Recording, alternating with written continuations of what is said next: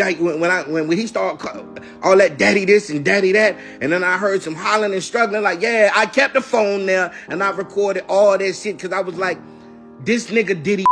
So I'm finna put the squeeze on and get me a yeah, you know, we talented, passionate people. I don't understand. No, it's okay, bro. I don't understand why someone would sit down and think about hurting someone. I don't know. Or laugh about it after they do it, you know. Like, I don't get it. That's why I said none of them are innocent. I'm not here to expose anybody, but none of them are innocent, man. Like, none of them are innocent. Pop Pulse family, welcome back to the channel. How's everybody feeling today? Before we dive in, hit like, subscribe, and share because today we're stepping into a conversation the industry avoided for years. So many people, so many different experiences, yet the same descriptions keep surfacing about how Diddy allegedly operates behind closed doors. Actors, insiders, partygoers, victims, witnesses, each one telling a piece of a much larger story. In this documentary, we've combed through the internet, interviews, and reaction clips to bring together every side of this conversation, not to force conclusions, but to listen to the patterns. We're going to hear what they had to say, and in between, we'll break down what it all means. Let's get into it. I don't like what's coming out about him. I knew it was some bullshit here from jump because he always had any nigga mouth always open like that. And don't close their mouth. Something been in that mouth for a long time, bro. Men don't do that. Niggas don't keep their mouth hanging open. Body language, bro. You 90%, what they say, 90% of conversations is non-verbal. I could see a nigga and know he's a punk, straight up. I was fucking this bad bitch, she fucking me good, and every time was drove me crazy. I pulled up to her crib, I was in that 19 Mercedes. I got this bad bitch from LA, she be fucking. I'm going to take your souls. We have the power. We decide what's hot. If we don't go, nobody goes. If we don't support, nobody supports. We control what's cool. We control what's hot. We control what your kids listen to, what they dance to. We control what's in video games. We control how they wear their pants, sag their pants. We control everything. Then come the parties. Private, exclusive, no phones, no rules. Multiple people describe the same structure. Substances, confusion, power imbalance, and silence. All the champagne was spiked, son.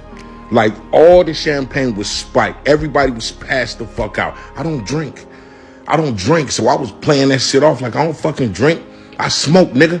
Like, I smoke and I had my own weed, but like everybody was passed out. Yo, Diddy had that man in the room. Look, yes, I put my ear to the fucking door and I brought the phone because Diddy started going in overdrive. I ain't know what the fuck was going on, but I just heard balls slapping against ass cheeks. I heard niggas struggling to take dick. I heard niggas being like, yeah, daddy. Like when he started all that daddy this and daddy that, and then I heard some hollering and struggling, like, yeah, I kept the phone there and I recorded all that shit because I was like, this nigga Diddy rich. So I'm finna put the squeeze on and get me a Fuck that shit, nigga. Fuck that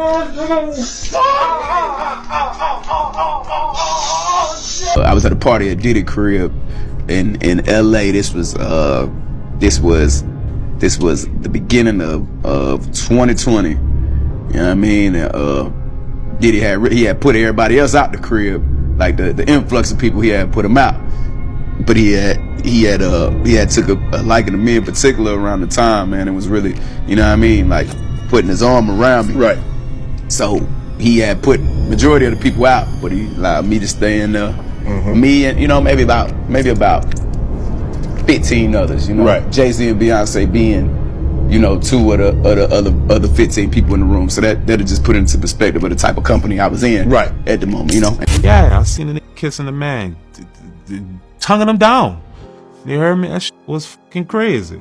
And I looked at him differently after that. That's just all that is. I looked at him totally different after that. And that's, I just wanted out of the deal. It ain't like Bad Boy dropped me or nothing. I just wanted out of the deal. I was too disgusted with just a lot of shit that was going on. I was disgusted. I was tired of this shit. And to be honest with you, say bro, for real, yeah. Say bro, to be honest with you, I could have tolerated it and been the biggest star in the world right about now. No doubt about it. But at the end of the day, my dignity, bro, my honor, and just, I always think about where I'm from. You know, Baron and Martin Luther King hit him hard, and I think about those people because those are the people that I really looked up to before it was rap. You know, so I look at how would they see me if they was to know the things that I saw, that I tolerated. I wouldn't have been able to. I wouldn't be able to fathom that, and I couldn't look at it like, damn, I can't just tolerate it doing all that in front of me and being okay with that.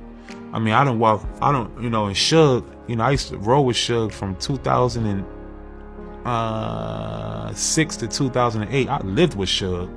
And Suge, you know, regardless of how people talk down on him and all this stuff, you know, and whatever guy he was, I get it, you dig? You know, no one's perfect. But I put it on my life. Every time I went to mansion parties with Suge, and Suge got me a Ferrari too. Back then, he got me a Ferrari too, no doubt. You can ask Mac Main or the Young Money Mac Main or whatever, you heard me? He'll tell you, you dig? When Mac Main came to see me in LA, Wayne Mac Main, you dig? I picked him up in a Ferrari, you know, that Suge gifted me. When I went to the parties with Suge, if that shit was wicked and all this, the celebrities, the actresses and all that there, when they was doing all that weird shit, Suge he'll tell me, he'd be like, if you ain't cool with that shit there, you know, just get out the way. But I'm going to enjoy myself. So you can go sit your ass down here on the couch and go be a square all you want, but I'm going to go enjoy myself. So Suge always did it like a boss, and to me that's the difference between Suge and Diddy to me. Diddy did it like a weasel, and he expect you to be with whatever he's with. Suge would let you know from the beginning, I don't give a what you do. Your choice is yours. I'm gonna go enjoy myself with these bitches. So what if they doing weird shit? Mind your business if you ain't down with it. Facts. And that's the difference to me. You know, so free, ironically, free both of them. That's crazy. When power enters the room, truth becomes expensive. These clips explain why speaking out wasn't just difficult, it was dangerous. Why are you doing bunny hops, Meek? Because you got your ass beat in tennis. You got your ass beat. Keep going. Count out loud. Count out loud. Huh?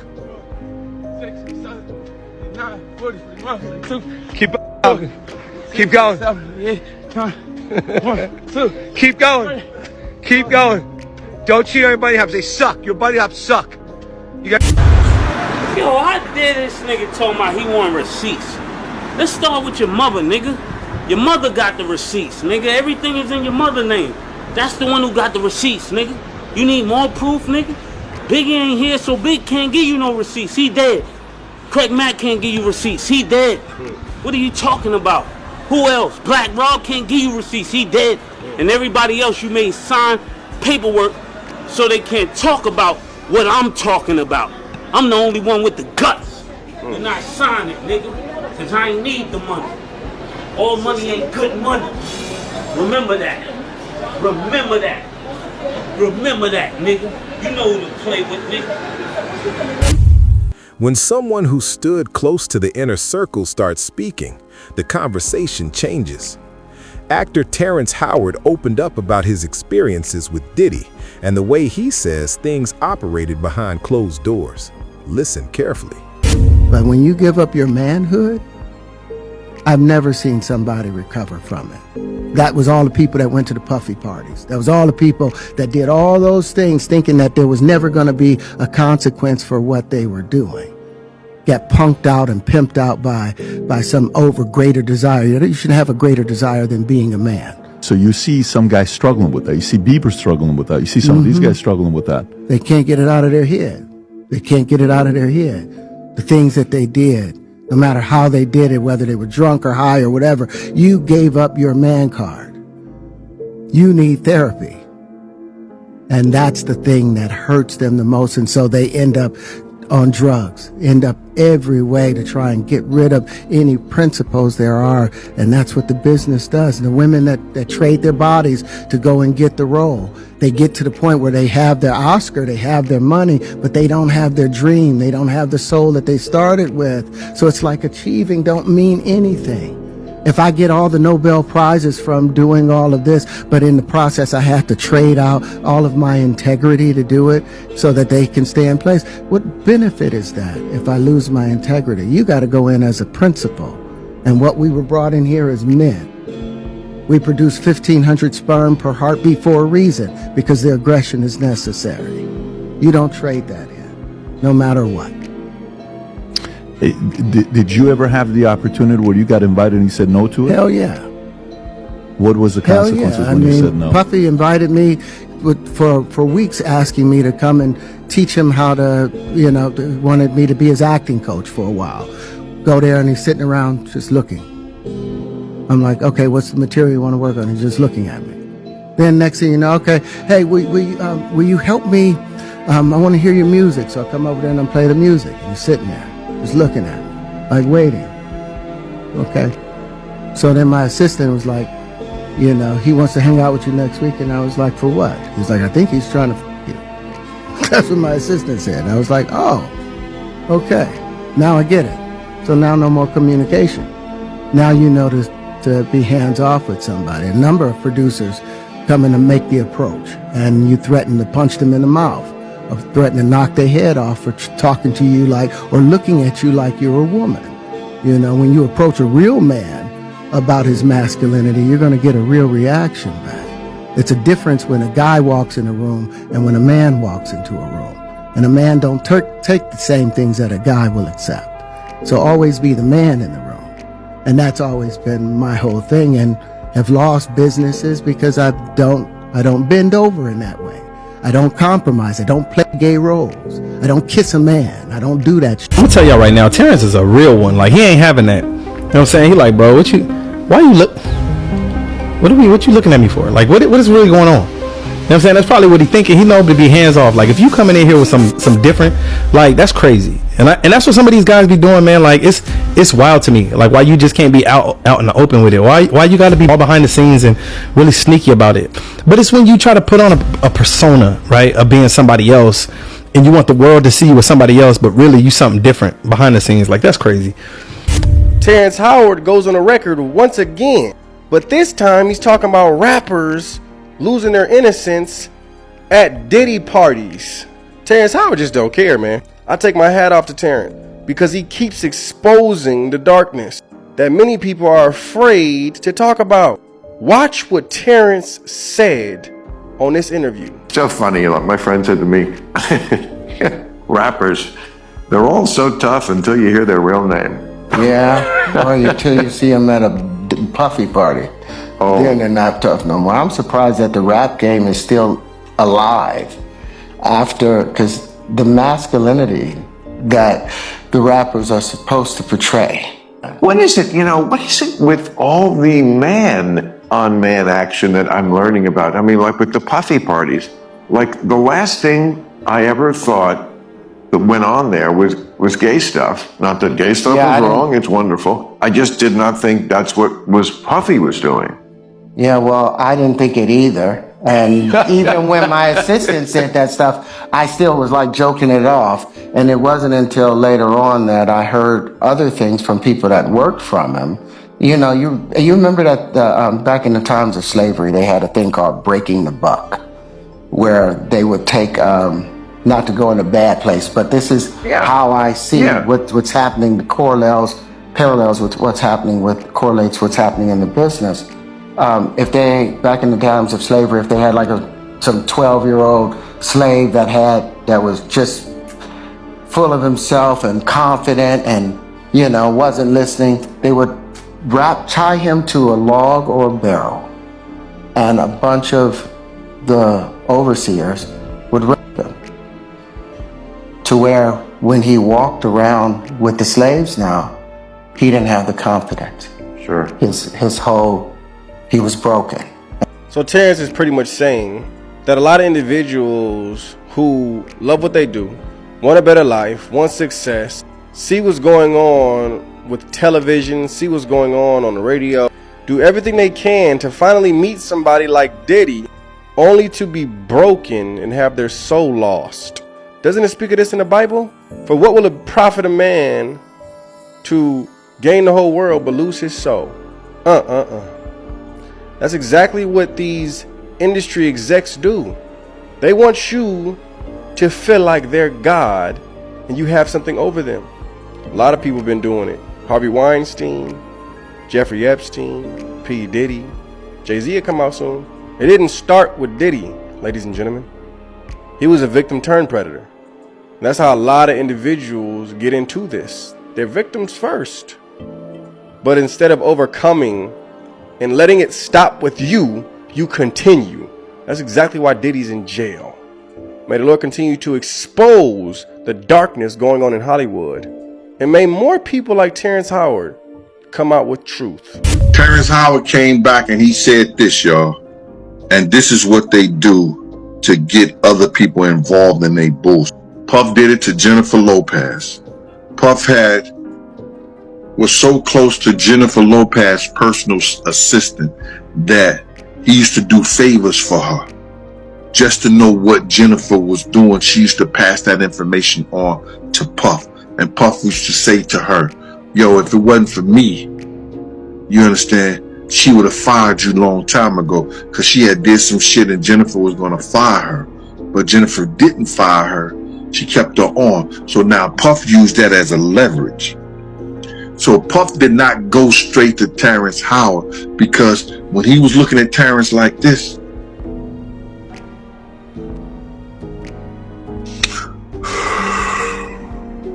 Terrence wasn't giving no vibe. So what he did was he went to his personal assistant and tried to fill out what Terrence was about, and probably what Terrence could, would, should, or maybe would do. Tried to fill that out. Now no more communication. Now you know to be hands off with somebody. A number of producers come in to make the approach, and you threaten to punch them in the mouth, or threaten to knock their head off for talking to you like, or looking at you like you're a woman. Come on now. When you approach a real man about his masculinity, you're going to get a real reaction back. It's a difference when a guy walks in a room and when a man walks into a room. And a man don't take the same things that a guy will accept. That's a so fact. always be the man in the room.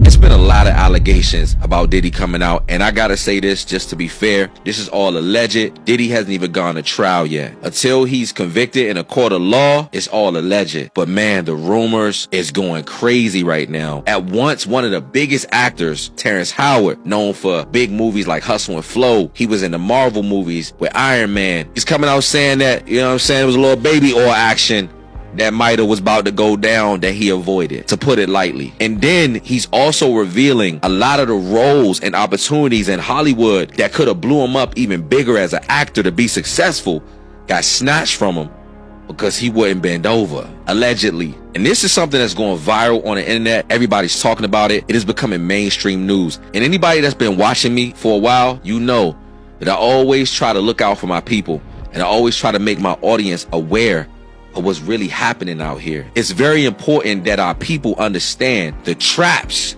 that are out here in the industry, in Hollywood, and all of these things, because listen, the Bible says the devil comes through like a roaring lion, seeking whom he may devour. And the Bible also says that we shall not be ignorant to the devil's devices. I'm not here to place any blame on anybody. I'm not here to convict Diddy, because he still has to hold trial in the United States Court of Law. But ladies and gentlemen, Terrence Howard is revealing some things that got a lot of people talking, that is alleged right now. But man, it's scary, guys. It's scary. You know, he just threw Justin Bieber under the bus. This is alleged. We don't know what Justin Bieber doing this private time, but he's saying that some big names, a lot of these people go on drugs. A lot of these people, you know, they unalive themselves. because of some of the dark things that happen in these back rooms, in some of these Hollywood film studios, and some of these recording music studios and record companies. And people literally, some of these people really are allegedly selling their soul, selling their manhood, selling their integrity just to be rich and famous. And I think that this is something that a lot of people need to wake up and see and consider the consequences of wanting to be rich and famous. You know, the word of God says, to what does it profit a man to gain the world, but to sell his soul? And tonight, ladies and gentlemen, each person that's watching this video got to think, to what does it profit anybody to gain fortune and fame if they ain't got their soul, if they don't got their mental health because of something that they did that they can't take back just for fortune and fame? The music industry, it seems to be a very dark place. A lot of backhanded, underhanded deals happens. A lot of people sell their soul for fame and fortune. And hopefully with videos like this, guys, younger people who want to come up in the industry, who want to be famous, young girls who want to sing, young men who want to rap, I hope that videos like these just serve as a warning to know that, listen, go with God, keep your light, keep your heart, keep your soul, so that when you're successful, you don't got to question it, and God could really bless you. Listen, tell me what y'all think about this situation, guys. You know what I'm saying? Tell me what y'all think about what Terrence Howard said. And do y'all think Diddy gonna be able to beat these allegations at the end of the day? Because it's like hundreds of allegations at this point, man. We don't know what to believe. Diddy is innocent until proven guilty. Y'all know we got to keep it fair around here. In the court of law, he's innocent until proven guilty. You said that you've seen the drugged out Diddy. Yeah. What would happen during those times? Well, I mean, I'll keep it very short. Things felt very sacrificial. Shit. Okay, explain. I can't, and I don't want to sound like I'm a conspiracy person too. You know what I mean? Because I'm not. But when you're under a power, man, it's just you. I can't go into details now, but sir, like, I'll tell you, it felt like some sacrificial stuff was going on, man. Like, it felt very scary and weird to where I ran to get help. I ran to my doctor. I spoke up with my family. I spoke up to people around me because I was like, if this is true, and I'm caught missing or dead or something, I want you guys to know facts and the truth of what I'm going through and experiencing. Did you have this conversation with the rest of the group? Yeah, they know.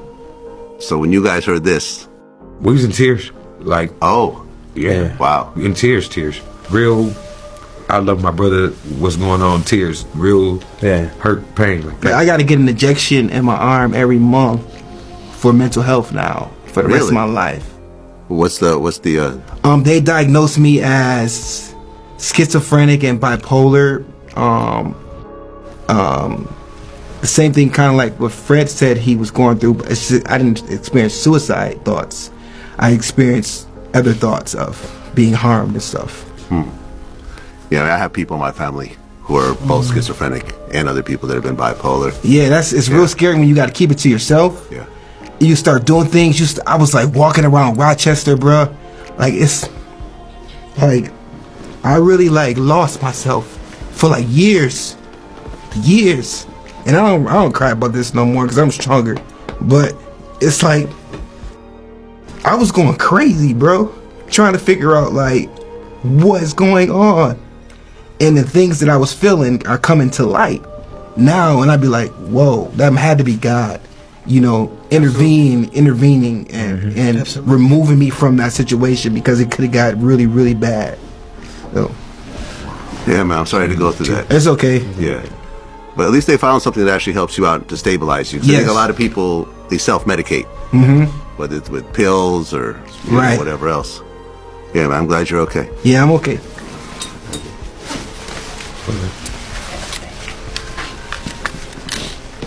Not good, bro. I'll give you guys a minute. Yeah, I guess like if this would never came out, I still would have been secret about it. I wouldn't just like snitch. Yeah. Cause I'm not no snitch. Like I was gonna just deal with it, and I don't know why somebody that evil would. You broke my glasses. I don't get it. I don't know why somebody would do that to a talented, passionate people. Yeah. Like, you know, we talented. Katt Williams once said that sometimes silence isn't weakness, it's a weapon of survival. But for him, it wasn't just everybody kind of knew back in the day that Meek Mills and Puff was a little too friendly. Anytime two rappers or two people in the industry come dressed up alike on more than one occasion, listen here, man. My dudes in Philly, I got some real strong dudes in Philly. They don't play that shit. And they probably embarrassed for the fact to see that Meek Mills, one of the street guys that came out of there, got caught up in this Hollywood shit. This Hollywood shit, whereas that he's dressing like, he dressing the same shit. He dressing like Diddy? Hugged up with Diddy? I think that Lil Rod know a lot of shit, but I know this. Two men dressed alike, it's just like two men laying down. When they both get up, they both homos. And that's real talk, bruh. My man, you go to a party, dog, and the nigga got the same shirt you got on, I'm taking my shirt off. I'm walking around in a t-shirt. And then, not to blow Meek Mills up out the water or anything like that, it was said that they checked his Google search and all the other shit, and he was searching for some online gay porn and all that other shit like that. Oh, wow. That shit is crazy, bro. Yeah, you know, we talented, passionate people. I don't understand. No, it's okay, bro. I don't understand why someone would sit down and think about hurting someone. I don't know. Or laugh about it after they do it, you know.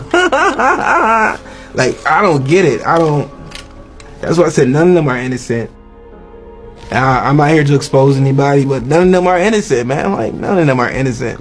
Y'all all coming after this man for millions of dollars when y'all were a part of it as well. Y'all were down too. Like, that's not fair. That's not fair to him. It's not fair. Fair to me.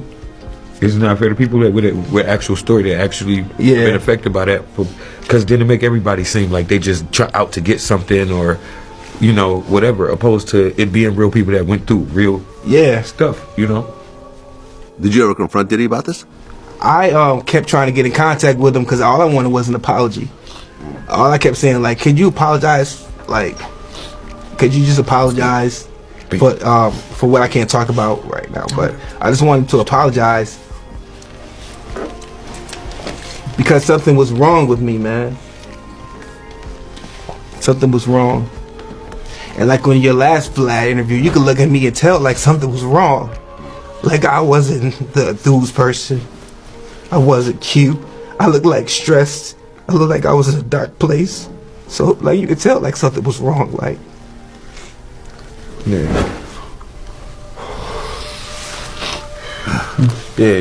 I didn't mean to go there. I'm so sorry. It's all good. It's I'm all so good. sorry. This is real. And we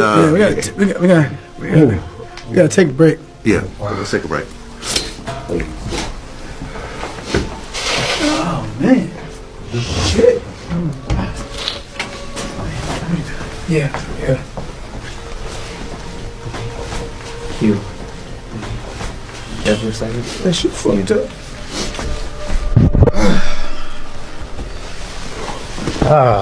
Okay. And I just broke my glasses, so I can't even cover my face. I can't even cover my eyes. I just broke myself, dog. I can't even cover my eyes now.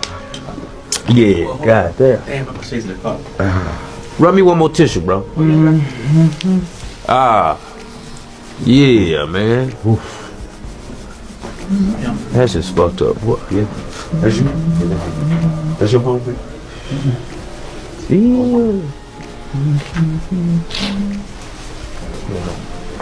What you on, Vlad? What you on, man? Yeah. Hey. I wasn't expecting. This has never happened on camera before, has it? Nah. We was chilling, man. We thought, but I mean. Different people, different timelines, same structure. At this point, coincidence no longer explains the similarities. Gay? Yes. You don't look gay. Just be giving it up. You heard me? I'm just gonna give it up to you and let you have it.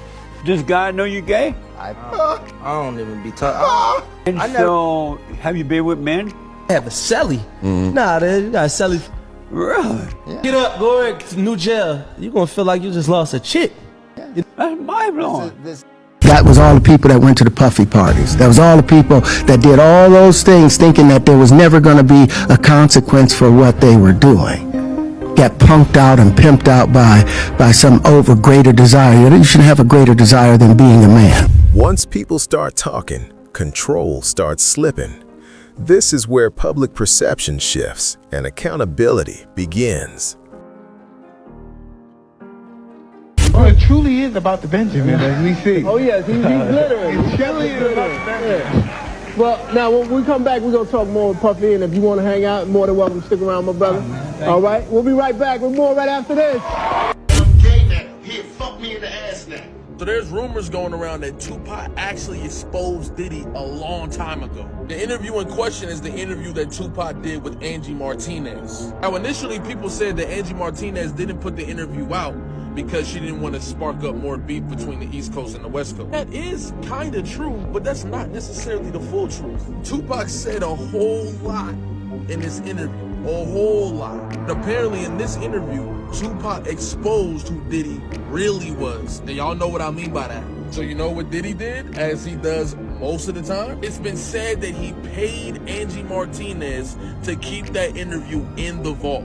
If this is true, which I would not be surprised if it was, because Tupac was getting a lot of slander when he was in jail. I wouldn't be surprised if he came out of jail and was trying to deliver the same type of damage to Diddy and Biggie and all of them. It means with Diddy going to jail and Pac not being here no more, I think it's time to release that interview, bruh. Biggie's gone, Pac is gone. It's time to release that interview, bruh. Nobody's gonna get hurt now. When stories from different people start sounding this similar, the question stops being, is this real? And becomes, how long was this protected? This documentary wasn't about choosing sides. It was about listening, because patterns don't need rumors to exist. They only need people brave enough to speak. PopPulse family, let me know your thoughts in the comments. Do these stories connect for you, or are there still pieces missing? Make sure you like, subscribe, and share, because conversations like this only survive when people are willing to hear them. We'll see you in the next one.